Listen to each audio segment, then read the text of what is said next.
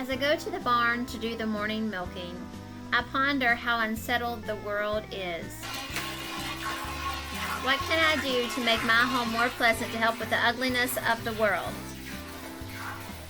I feel blessed to be able to do what I do, homemaking, homesteading, and homeschooling. The dinging of milk in the bucket reminds me that I am fortunate to have a family and fortunate that God has given my husband and I the means to provide for them in these difficult times. I think of Philippians 4:7, and the peace of God, which passeth all understanding, shall keep your hearts and mind through Christ Jesus. We are the first generation of both our families that have come back to our heritage roots. We pray our children will continue to love the land and ask God for help as we do, and to realize that a smile or a kind word can make the day more manageable. On the homestead, breakfast is an important meal. The freezers are practically empty as most of the beef and pork from last year have been consumed. It is always a challenge to make stick-to-the-ribs meals when running out of meat. Our beef and hogs are currently at the butcher, so in a short time we will have our freezers replenished. Making pancakes is usually a family affair with lots of help, but this morning a few of my helpers are sleeping in. Using raw milk and free-range eggs give a more nutritious boost for my family's busy day. I always heat my cast iron griddle until water skedaddles across. At this point, I know that the griddle is hot enough for the homemade pancake mix and it will not stick. I put the recipe for the pancake mix in the description below. In the spring and summer, we have an abundance of farm fresh eggs. During this time of excessive laying, we water glass our eggs. When using water glass eggs, God is good. God's great and taken for our food. By his hands, Lord, Our daily bread. Amen. All right. washing the lime off before use is a must. Also, I break the eggs in a separate bowl because sometimes an egg may go rancid or become cracked in the lime water and is unusable for cooking. As we settle into breakfast, we thank the Lord for our family. Today we will be making apple pie filling. The children gathered the apples off an older tree on the family property. As they are peeled, the apples are put into a large pan of water with vitamin C tablets cut up. The vitamin C is the same as fruit fresh and much less expensive, or at least it was at the time that I brought the vitamin tablets. The apples are rough and deformed, so an apple peeler is impossible to use.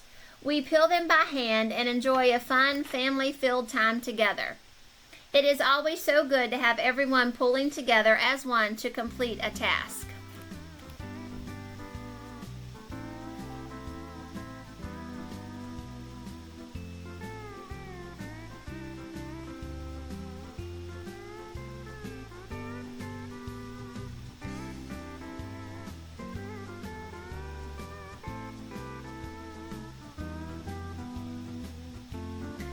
We save all the peels and cores and make apple cider vinegar. This is useful in many recipes and we use quite a bit throughout the year. With the freezer running low and food prices running high, it is important to utilize all our food, new and leftovers.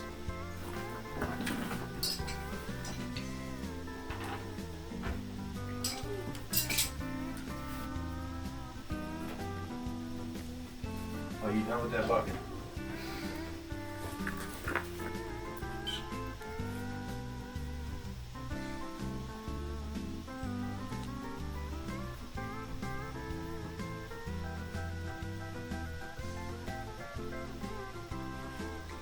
I am cutting leftover hog loin, fried potatoes, and French fillet green beans that have previously been cooked in butter. All this is added to a hot cast iron skillet and heated through.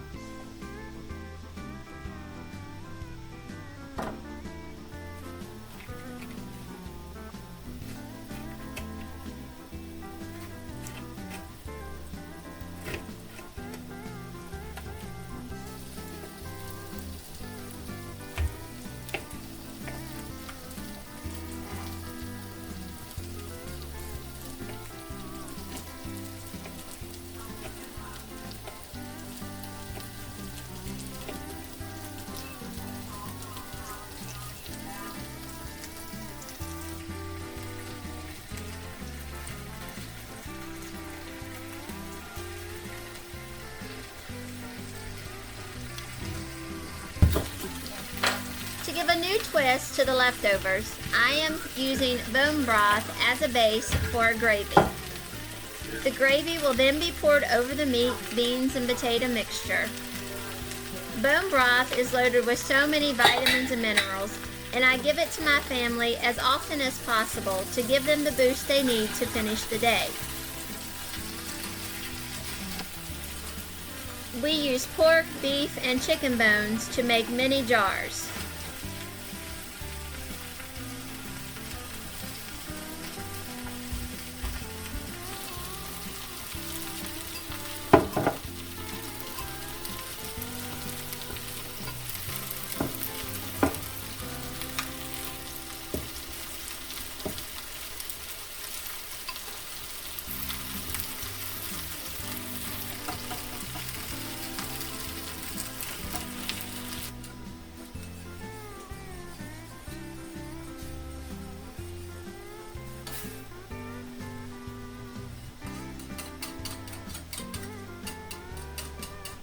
I use bone broth as often as possible for the nutritional boost.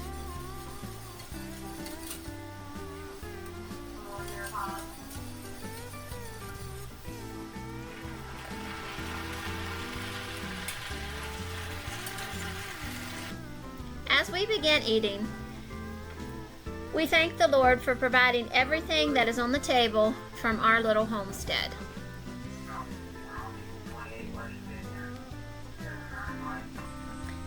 After cleaning up the dinner dishes, we are back to making the apple pie filling.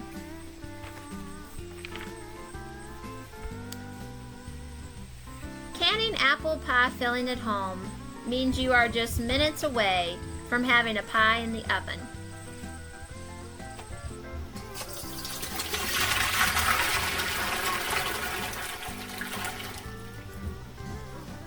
The apples are already peeled, chopped, seasoned, and thickened. That allows you to just pour the pre-made apple pie filling into your favorite crust and bake.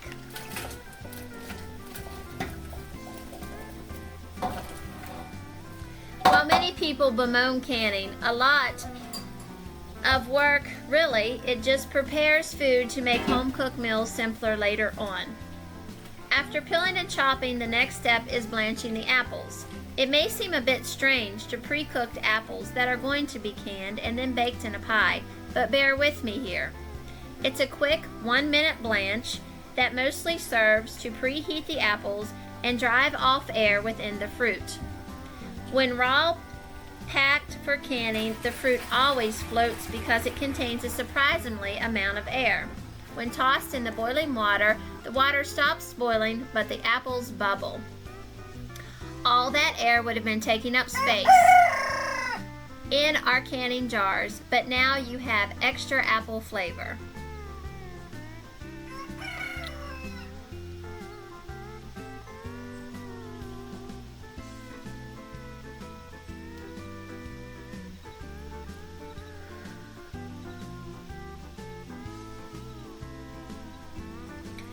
The apple slices can't go in the canning jar alone, but canning them in water would needlessly draw out their flavors.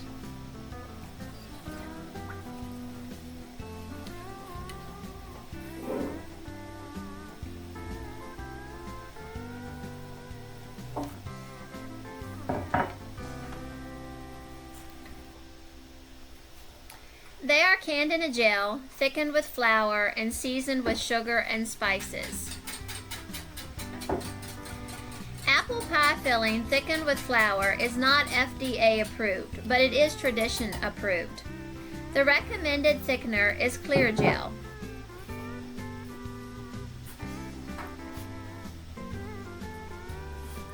Clear gel is made from corn that has been ground and processed to sort out specific starches. The result is cornstarch, but they are not the same. The sorting process makes clear gel more specialized than supermarket cornmeal.